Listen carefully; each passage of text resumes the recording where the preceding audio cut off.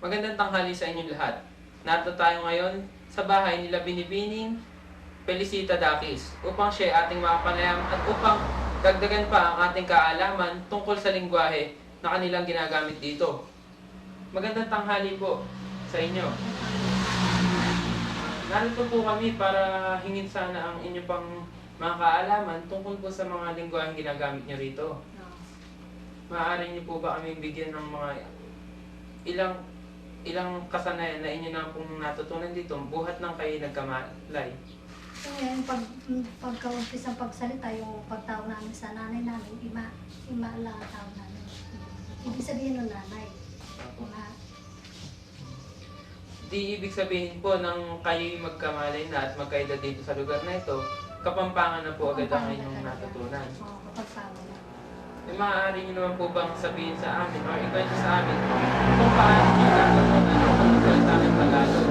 Bago mag-umpisa kami mag-aaral ng mga salita, mga hindi pwede hindi ka mag-Tagalog, talagang hindi pwede magsalita Kapampangan, magmumuta kapag nagkapampangan. Dahil yun ang salita namin talaga dito yung Kapampangan. Ngayon, may mga subject, di ba, subject na yun kayo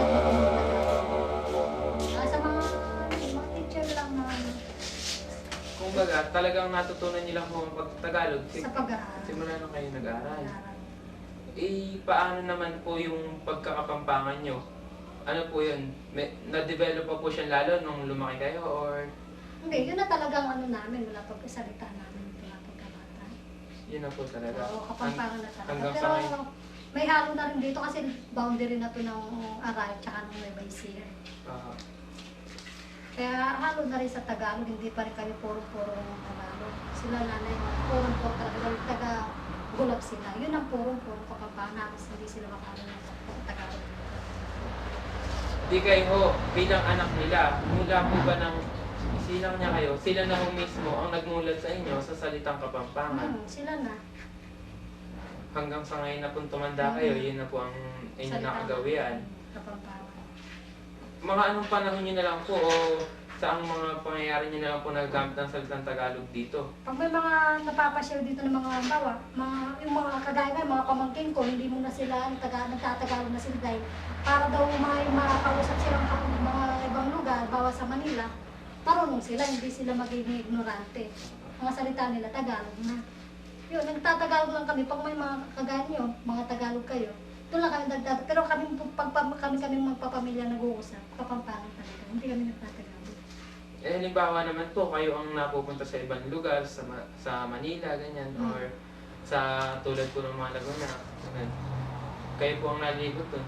May mga nakakapanayam din po ba kayong mga Kapampangan? Oo, meron din. Sa mga kasamahan namin sa trabaho, pag may nakasama kami, nag-uusap din pa rin kami, Kapampangan pa rin. Pero pag Tagalog sila, nagtatagalog kami. Ano po ba ang inyong trabaho? Dati nagtatrabaho sa Manila, nananay ng mga t-shirt, Sa mga patahian po? garments. Ngayon ho? Ito na lang, inaalaga na lang sila nanay, may mga iba na sila. Ngayon po pala, ngayon ay dito na lang kayo sa bahay, Oo. nag-aalaga sa inyong mga magulang. Oo. At sino naman po ang sumusuporta sa inyo dito? Yung kapatid ko na nasa Manila, nagtatrabaho na iniwan ko doon. Kapatid ko. Siya po ba ay Kapampangan Kapampangan din. Nakapagsalita po siya? Kapampangan din. Pag nagtatabangan kami sa cellphone, Kapampangan pa rin kami pag nag-usap. Sa text lang, hindi kami hindi siya sanay magkapampangan sa text. Maaari po ba kayong magbigay ng mga ilang salitang Kapampangan na isasalin nyo ito sa Tagalog? Tawa lugar, gano'n. Yung mga lugar, o kung ano, yung mga salitang kare, mga Tana, kakain na tayo. Gano'n. Bawa, ayayain mo siyang, kung bawa na lang yung punta tayo doon sa Kapampangan, magtatanong ka rin. Ganun na. Yung pag pasok ka, loob ka. Yung ba, papapasukan mo isang tao, loob ka. Sa Tagalog yung pasok ka. Meron naman po ba kayong mga salitang Kapampangan na kahit po yung Kapampangan niya ay Tagalog? Tawag po sa Tagalog? Meron. Ano naman po ba yun? Bawa na lang yung halos ano din eh. Ano pang mga Tagalog? pares sa Tagalog.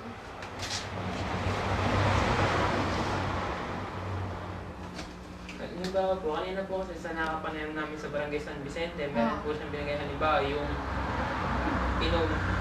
Sa akin po, inom din daw po tayo dito sa Kapampangan. Minom. Sa Kapampangan, minom. Minom po. Minom. Ano Sa yung hindi inom. Marong. Minom.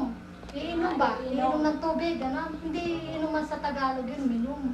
Eh yung halimbawa po, yung mga nagiinom ng anak, ganun din po yun. Minom din po dito. Minom din.